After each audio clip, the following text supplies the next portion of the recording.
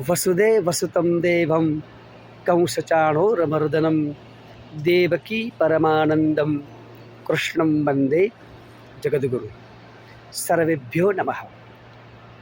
દરેકને મારા જય શ્રી કૃષ્ણ। અર્જુનજી ભગવાન શ્રી કૃષ્ણને પ્રશ્ન પૂછી રહ્યા છે કે હે ભગવાન, જેને વેદાભ્યાસ નથી કર્યો, શાસ્ત્રોનો અભ્યાસ નથી કર્યો, ઉપનિષદોનો અભ્યાસ નથી કર્યો, તો એવા લોકોને આપણે કેવા ગણવા? સાત્વિક, રાજસી કે પછી તામસી?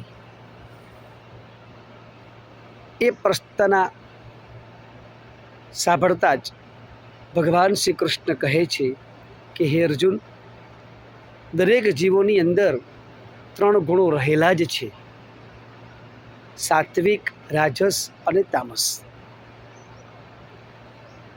સાત્વિક માણસો ક્યારેય પણ કોઈનું ખરાબ વિચારતા નથી।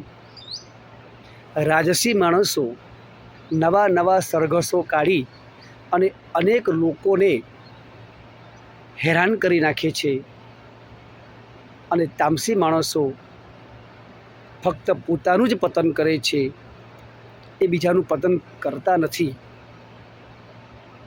તો આ 3 ગુણોથી જગતની અંદર કોઈ પણ એવો એક જીવ નથી કે જે આ 3 ગુણોથી રહિત હોય।